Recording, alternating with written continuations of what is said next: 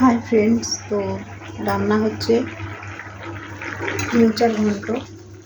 মোচা নয়, থোড়, মাছের মাথা দিয়ে থোড়ের ঘন্ট।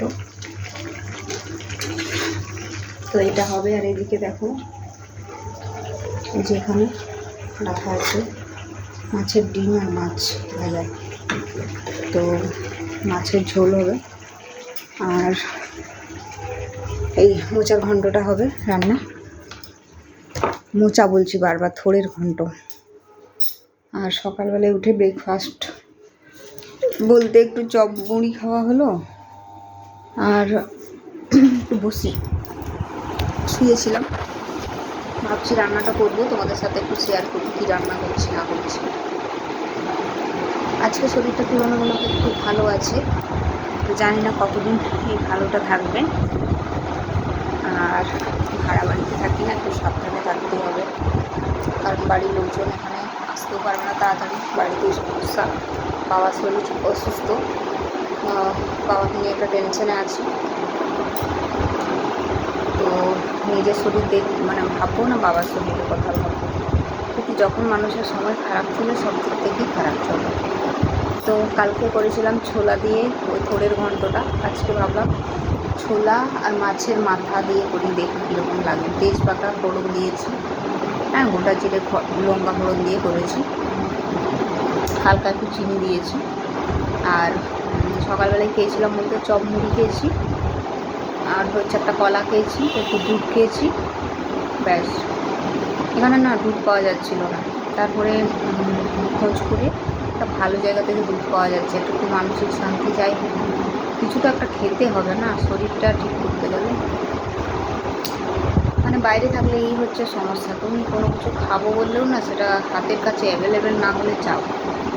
আর যাই হোক, রক্তাল্পতা অনেকটা আছে, সেটা ঠিক হয়ে গেলে অনেকটা শান্তি। এদিকে রান্নাটা ওই জন্য থোড়ের ঘন্ট করছি, দুদিন ধরে থোড় খাচ্ছি, ব্লাডটা বাড়বে বলে।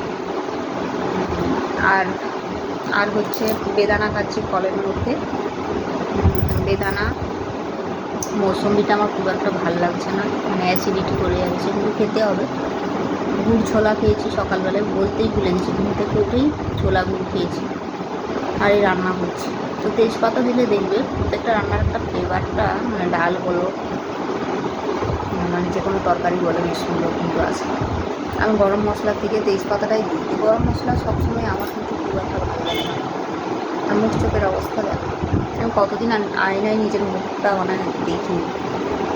অসুস্থ থাকলে যা হয়, নিজের যত্ন নেওয়া হয় না, পুরো একদম আঠি হয়ে গেছে। এতক্ষণ নেট ছিল না, তো ভাবলাম এখন একটু ভিডিওটা অন করেছি, তোমাদের সাথে একটু গল্প করি। তো ভিডিওটা এতটুকু পর্যন্তই রাখছি, কালকে আবার ব্লগ আসবে। তো আজকে রান্নাগুলো ওই রান্নাই হবে। এখন সকাল 10টা বাজে, রান্না বেশিক্ষণ লাগবে না, তাড়াতাড়ি হয়ে যাবে। আর স্নান খাওয়া করতে করতে আমরা একটু দেরি করে স্নান করি। এখানে যে বাড়িতে থাকি ওরা জল চালায় একটু দেরি করে, তো ঠান্ডা জলটা পাওয়া যাবে, যেন একটু দেরি করে স্নান করি। তো খুব বড় ভিডিও তো আসছে না, ছোটো ছোটো ভিডিও দিচ্ছি। আশা করি তোমরা পাশে থাকবে যতদিন আমার শরীর ঠিক হচ্ছে। তাও আমি ভিডিও অন করি, যতটুকু পারি করি অন করি, একদম ছেড়ে দেওয়ার মতো করি না।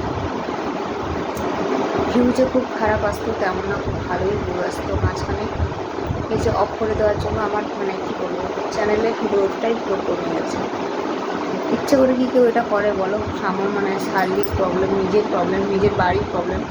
বাড়িতে যেহেতু প্রবলেম ছিল, ওই মাঝখানে আবার বাড়ি চলে গেছি, ওইরকম শরীর খারাপ নিয়েই বাড়ি এসেছি। বাবা একটু সুস্থ আছে, মেডিসিন শুরু হয়েছে, দেখা যাক। তো চলো, আজকের মতো ব্লগটা এখানে শেষ করছি। আগামীকাল আবার তোমাদের সাথে দেখা হবে।